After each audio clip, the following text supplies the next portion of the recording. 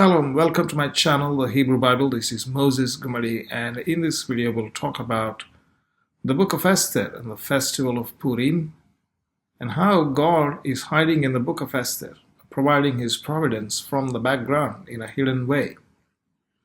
Now this video is from the last year and I'm still in the hospital waiting for my surgery. It's taking time. And I wasn't able to do any more videos, so I'm just using the last year's video and just putting, recording a small introduction in the front. And I hope you will like this video. Esther is how it is written: Aleph, Samech, Tav, and Resh. And of course it means a star, and this name most likely comes from the Babylonian Astarte. So obviously Esther and Mordecai are the pagan names. There is no doubt about that. These are Jews who are hidden hidden as in, like, they may not be fully religious completely. Maybe they believe in God, but then sort of a semi-secular, semi-religious sort of Jews at that time, perhaps, I don't know. But they did have, of course, these names, and they were not well known to be the Jews, and they were there in the Persian Empire. That's Esther. In the book of Esther, we see that the festival of Purim was instituted in the month of Adar on the 14th and the 15th day of the month of Adar. Et Yom Ha-Arba Asar, that is 14. Asar is 10, Arba is 4. Lechodesh Adar ve'et Yom Hamisha Asar Bo. So in the 14th and 15th days of the month of Adar. So what is Adar?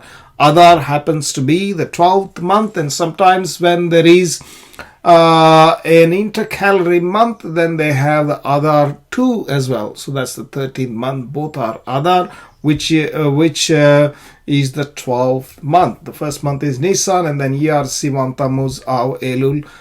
Some of these names are biblical names, but the other names are Babylonian names.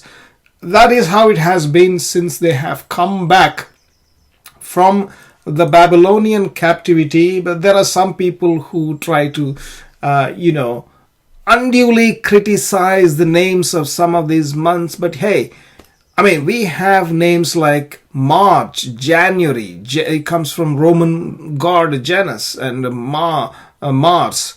All these names, January, February, March, these names come from pagan gods. Also Sunday, Monday, Tuesday, Wednesday, they come from pagan gods. These are Roman. No, but we don't really, so, Christians also use them. So let us not overly criticize. Sometimes, people criticize the Jews. Oh, that's a Babylonian religion. See, look at that. This month is Tammuz. They still have that. Okay. So we have different names for that. I have a different video in which I've done. So let's go through the summary of the festival, and I'm going to go to some very important topics in the book of Esther, very interesting ones. So stay on. But here is the summary of the story, just in case if you want to be reminded. So Ahasuerus or Xerxes was the king of Persia, and he arranges a party, and Queen Vashti was invited. She did not come, to do the ramp walk, as it were, and she was removed from being a queen. There was a beauty contest. Esther becomes the queen, and then later on Mordecai discovers an assassination plot. Meanwhile, Haman secures a decree from the king to actually exterminate all the Jews in 127 provinces or something like that. He wants to literally exterminate everybody. He secures a decree from the king about it, and Mordecai knows it. He comes to know about it and goes to Esther to go and appeal to the king. Esther arranges a feast and all that story. Finally, king makes Haman honor Mordecai because of the assassination plot discovered, And on the second day of the feast, Esther reveals that this guy Haman has done all this, and so he gets hanged. And then king issues a second decree letting the Jews to stand up to themselves and defend and kill their opponents, because he could not cancel the first decree. So there are two decrees working in parallel, both coming from Ahasuerus. Okay, and that is what we're going to look at shortly, and the significance of it and meaning of it. 10 sons of Haman are killed later on, and the feast of Purim declared. Okay, this is the summary. If you want to quickly pause and look over, you can do so. Let's move on. In the book of Esther, chapter 3, verse 7, we read that they cast a lottery. Pur is called Pur. So here we read that Chodesh Harishon Hu Chodesh Nisan, in the month of Nisan, in the first month, Bashnat Shtem Esre Lamelech, in the 14th, in the 12th year of the king Ahasuerus, Hipil Pur Hu Hagoral. So they cast a pur, or a lottery. Haman had a lottery cast to decide which month and which day does he want to commit the genocide of the Jews. Okay, one day, he asked for one day. So Hagora, Goral is again a lot in Hebrew. It's a Hebrew word, whereas Pur is a Persian word, and the word Purim comes from the Persian word Pur. Okay, so we will come to that. And what happened is that the 12th month of Adar was chosen, and then later on we learn that it's the 13th day of Adar was chosen as the day in which they will carry out the genocide against the Jews. Okay, so here is the month Nisan. Nisan is the month, that's the first month in which Haman had this pur cast. That is, he cast a pur, which is a lottery. It's like dice. I'll explain to you. I'm going to actually show you how he might have done that. I can't say with surety this is how he has done it, but I can suggest to you how he might have done it. Okay, so then in Nisan, and the lot was cast, and the lot he got was for the 12th month. Okay, and within the 12th month he got the 13th day of the month of Adar. That's how he chose that particular day, using lottery. Now Purim means lots, or maybe they may be referring to pebbles or whatever things they have in order to cast the lots and make a decision. That's Purim. Pur is singular, Purim is plural, and this is where the name of the festival comes from. Now, so here is how he might have done it. I've thought about it in terms of the theory of probability, etc. The reason why the reason why I'm showing you this is because if you go back here, it says that he cast the Purim lifne Haman miyom leyom umechodesh lachodesh. So if you see the translation, it says from day to day and from this month to the 12th month. So they cast a lottery from day to day and month to month. What does it mean? Did they cast one lottery on the first month, second lottery on the second month? No, that's not how it is. They cast they cast a series of dice throwing to pick the month, and a series of dice throwing to pick the either dice throwing or picking from a box, or whatever, token picking from a box, or whatever it is. Okay, so I'm going to illustrate how they may have done. So here we have 30 days. So let's say we're trying to pick the date. So you have 30 days. Okay, they write down 30 days, 1 to 30, and then what they do is they have the tokens. So 1 to 30 tokens are they're placed in a box or something. They shake up the token and ask somebody to pick up. They pick up randomly. They pick up. So when they pick up, they are basically wanting to match this one. They want to choose one for the first month. They want to start with the first month. So we have 1 to 30 tokens. And they get a token 5, let's say. Oh, it's 5, it's not 1. So, okay, right. So just discard, say, first month. First month is gone. First month is not the month. Now let's go to the second month. So since we have from second month onwards, so I'm sorry, not first month, first day. First day is gone. Second day to 30 days. So 2 to 30 tokens. So they remove the number 1, 2 to 30, and then they cast, and suppose they got 3, so 2 is excluded. Now 3 to 30 they have tokens and cast it and they get 18. Again they discard 3, they discard 4, and they discard 5, they discard 6 they cast, they get 19, they don't get 6. So they discard 7, they got another number. I'm making up these numbers, okay? And number 8, they don't get it. Number 9, they don't get it. Number 10, they don't get it. Number 11, they got 20. No, discarded. On the day 12, they thought, okay, we get 12. No, they didn't get it. 16. On the day 13, they picked up from 13 to 30. They got it. 13. That's it. It's over. So they chose 13. So this is a scenario. Using this approach, if you calculate the probability for every day to appear, like what is the probability that any given number will appear? It's equal. It's equal. I've done the math. Okay.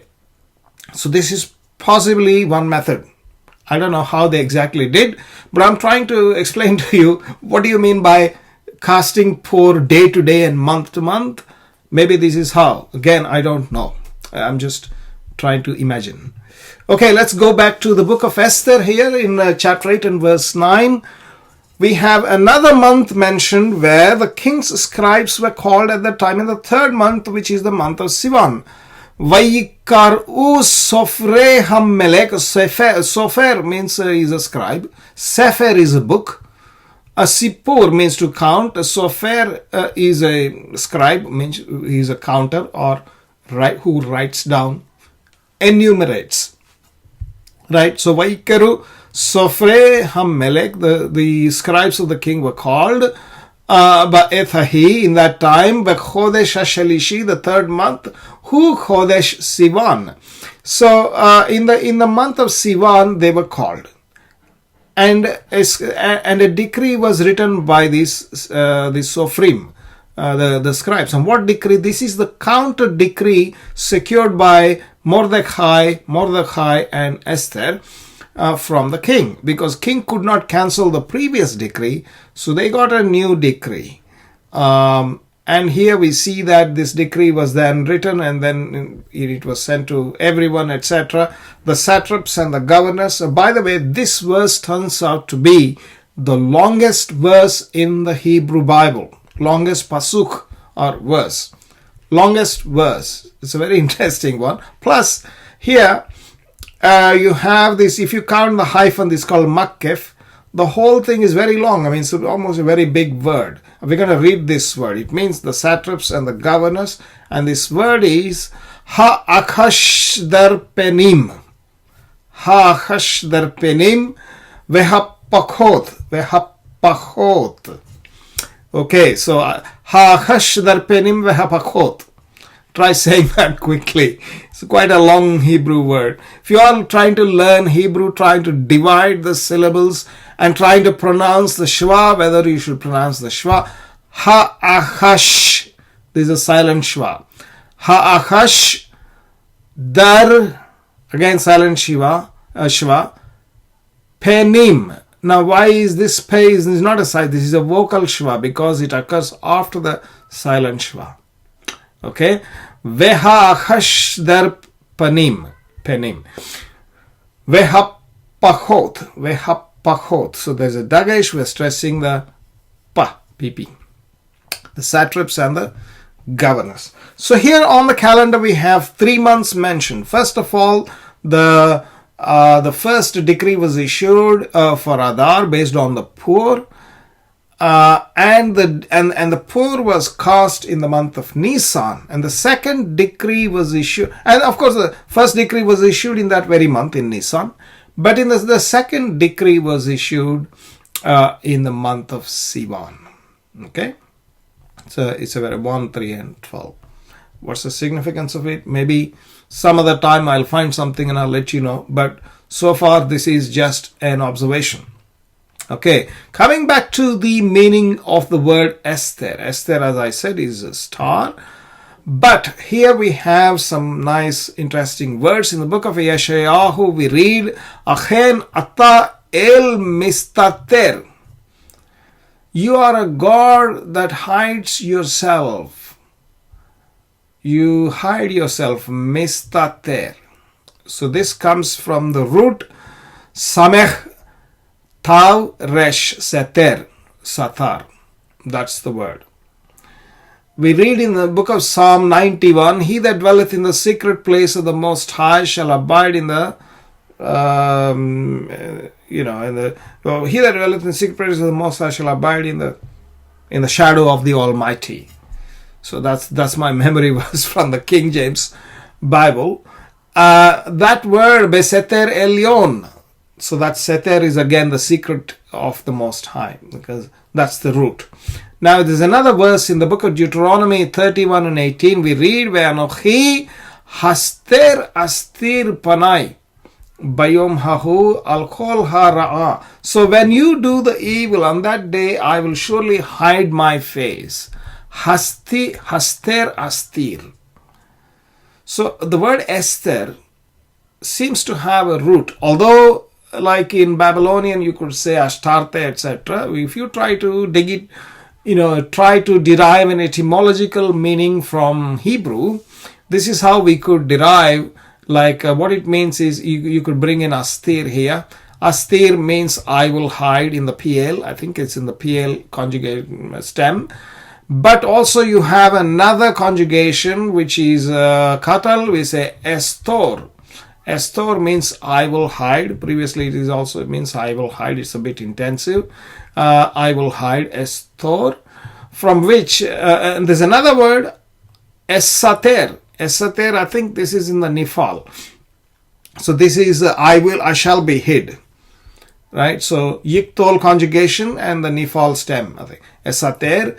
So what we have then is Esther could be interpreted by putting in different vowels and say I shall be hid. Who shall be hid? God is hidden in the book of Esther. The word YHWH, God's name YHWH, is not found in the book of Esther. Not only YHWH, even Elohim is not found, El is not found. Okay, it's not found. There's no mention of God. So the picture is that we have here a bunch of Jews who are not particularly shown to be religious or anything like that. They have Gentile names, they have pagan names, but they are still subject to hatred, and they're still subject to plans and schemes by certain men to exterminate them fully. So it doesn't matter whether a religious Jew or otherwise. That's the lesson a lot of secular Jews are learning in Israel nowadays. Haman is going to try to kill you anyway. That's the way it is working. Why? Well, that's how it was since the days of Amalek. This is a psychological war. This is a cosmic battle. It's not easy to understand. Why? God knows well. They want to get rid of them. How can you withstand that? By standing your ground and fighting back. That's the lesson from the book of Esther. And God helps in a way which is secretive, in a way as though he doesn't quite appear on the surface. People may not realize he is there, but he is there providentially working as though he is in hiding. And so we have in 4 locations in the book of Esther God's name hidden as an acrostic or as a notaricon, they call it. So you have in the reverse YHWH in 120, Esther 120, Esther 5:4, Esther 5:13, Esther 7:7. You can pause the video here if you want. There is a pattern you can see: reverse first letter, forward first letter, reverse last letter, forward last letter. These are the only 4 occurrences, no more, no less. Okay, 4. And in one occasion it is first letter, another occasion is last letter, and one of them is forward and the other is reverse. All 4 combinations nicely balanced, beautiful it is. Okay, so you have this reverse, first letters, last letters, etc. I have written everything here. And also, who speaks this? Is a Gentile speaks, a Jew speaks, a Gentile speak, a Jew speak.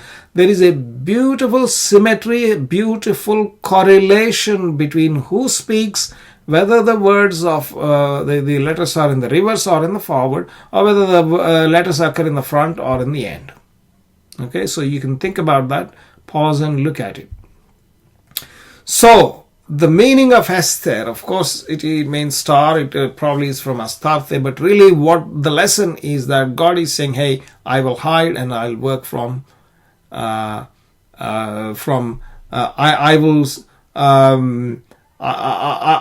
will work through the providence, right? Through the providence. Covertly he will work without being overt. Huh? That's what is going on. And so what was the counter decree that was issued? Because the first decree could not be cancelled, king issues a counter decree. There is a great lesson in this, I think, for all of us, all of humanity, I should say, in this, because I'm going to show you something very beautiful. Just keep your attention. Here we read this is the second decree. In the second decree, what was given is that the Jews were told, Vela amod al nafsham, to stand for their life. So king granted the Jews to stand for their life in every city, in every place, and destroy the enemies who would come to assault them or who would assault them. So Hatsarim hotam. So that would assault or try to attack them. So to stand for their life. So here we have this word from Deuteronomy where God told the Israelites, choose life and not death. Choose life. Choose life. So to choose life, you need to fight back because there are forces that work death. They're already there in the nature and God has set them in the nature. So it is how it looks. For example, now let's take these two decrees. YHWH decree to exterminate the Jews. It's already there in place. He's not reversing it. But what did he do? He added another decree, YHWH decree, to the Jews to take a stand and counterattack. Okay, you counterattack. This is what God gives to the believers, to those who depend on Him, to counterattack the other forces which bring you down. God is not going to take away those forces, but God is going to let you use your will, free will that He has given you to make that choice, make that decision, stand up to it and counterattack. Who? What is the example? Let's take the example of gravity. Now, Ahasuerus's decree to exterminate the Jews, let's take it as gravity, meaning God has set gravity within this world. Because of the gravity, you hit something, you hit a stone and you fall down to the ground because of gravity, you break your leg or, you scratch your elbow or whatever, you get hurt. Sometimes a big stones fall because of gravity, it might hit somebody.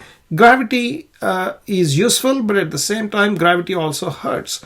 And gravity doesn't let you fly like an eagle. We read in the book of Isaiah, those that wait upon the Lord shall renew their strength and they shall mount up like eagles. Can you mount up like an eagle really with the gravity on? No. So how are you going to do it? Well, there may be, we don't know what method what do you mean by mounting up to eagle? But certainly God has given you a counter decree to take a stand and work against it, not to cancel this, but overcome it. How? Use Newton's third law. And what happens? Use Newton's third law, you shoot the rocket away. You use aerodynamic forces, so the lift force, and you fly a plane. Suppose if this Ahasuerus, suppose the first decree is the decree of say the corruption and the disease and the multiplication of the parasites and germs and all that stuff, then you have the counter thing that you could come up with antibiotics and come up with a modern medicine to beat the disease out. God has given us the ability. So spiritually speaking, a Jew would he will stand for his life. Look at the verse, let's go. And to stand for their life and attack those who try to attack their life. Not to the main goal is not to get rid of them altogether. No, that's not the point. Because the other force is acting, trying to kill you, you stand your ground and try to kill that force because you want to live. Okay, that's the philosophy of the Hebrew Bible. The philosophy of the Hebrew Bible is that while this world may be, very difficult, it may have a lot of things that are not easy, yet you are ordered to conquer it. We read in the book of Genesis, chapter 1, verse 26, 28, 29, 30. If you read there, God told Adam, he said that you should subdue the earth. You should rule and subdue them. Subdue. So bring into your control. So man has brought under his control the rivers, and he has built dams and irrigated the lands, and he has crushed the mountains. He's taken out the minerals. He does all that. Okay.